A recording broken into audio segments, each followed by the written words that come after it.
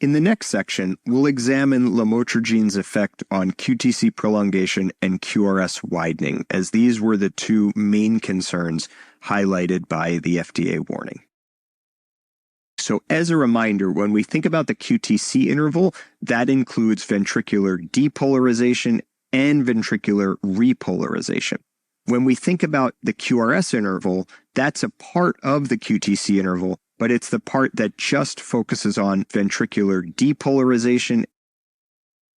With regards to QTc prolongation, it's true that lamotrigine does inhibit the delayed potassium rectifier current in vitro, and it's this channel which is most commonly associated with prolongation of the QTc interval in humans. However, a thorough QT study with lamotrigine showed no prolongation at doses up to 200 milligrams. And as a reminder, that's the gold standard for investigating whether a medication prolongs the QTc. In a thorough QT study, the medication is compared to both placebo and an agent that is known to prolong the QTc, and lamotrigine showed no prolongation in that study. Furthermore, a randomized controlled trial found that no patients experienced QTc prolongation while on lamotrigine. Now, there are some reports of QTc prolongation in the setting of toxic ingestion, but all of those reports have significant confounding factors and an unclear effect of QRS widening, which we'll get to in a minute. Overall, there's really no good evidence to suggest that lamotrigine causes significant QTc prolongation at therapeutic doses, and I would not be concerned about that as a real risk in patients prescribed lamotrigine. Let's shift now to think about QRS widening. The FDA warning specified QRS widening as the primary concern related to lamotrigine, and the medication has been known for decades to act as a sodium channel blocker, and we know that sodium channel blockers do cause QRS widening.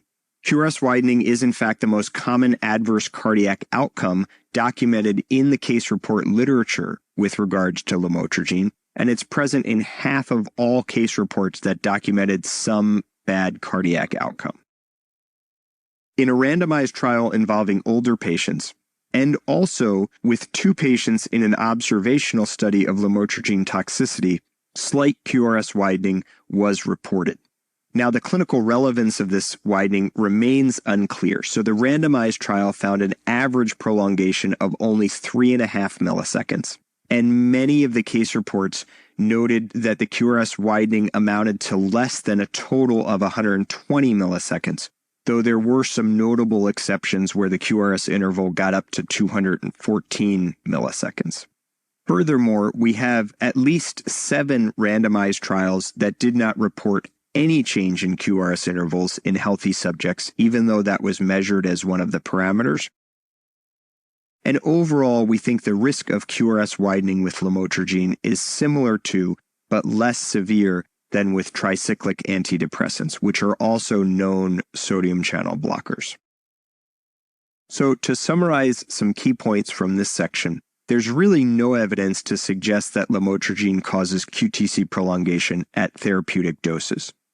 Lamotrigine does appear to cause some QRS widening, probably related to its sodium channel blocking effects, but the overall risk is less significant than that with tricyclic antidepressants.